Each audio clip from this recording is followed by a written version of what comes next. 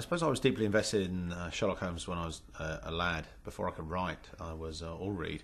I listened to all the stories on tape, so I very much had an idea of who I thought how Sherlock Holmes should be personified, and how his relationship worked with Watson.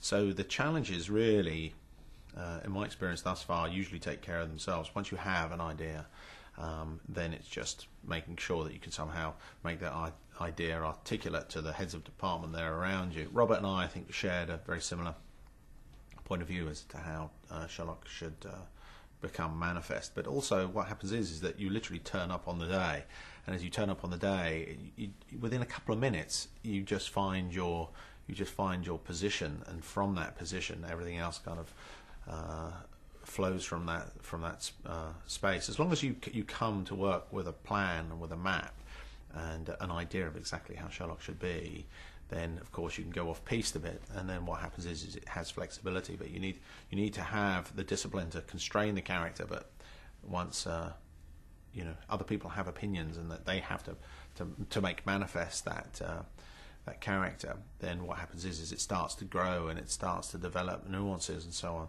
So I think my job is to sort of not be a straitjacket, but to allow some flexibility within that, what I suppose was initially my sort of my vision, but then that vision becomes augmented and informed by others.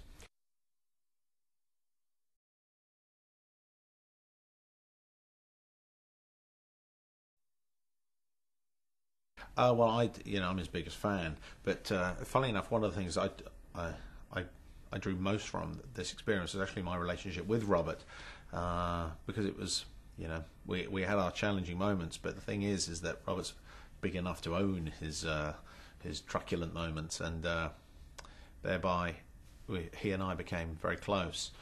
But it's funny, with the benefit of hindsight, it seems almost impossible to have used anyone else other than Robert. He just seems so qualified for the role.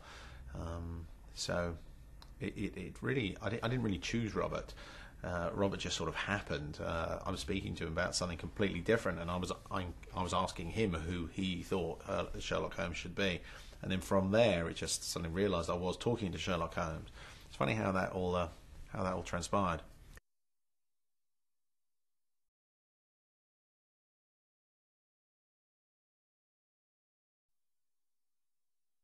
Yeah, I think. Yeah, funnily enough, we met in this hotel about 14 months ago, I think, and within 10 seconds you could see whether the relationship was going to work, and that there just was a kind of symbiosis that took place, and then since then it's just been running on that plane.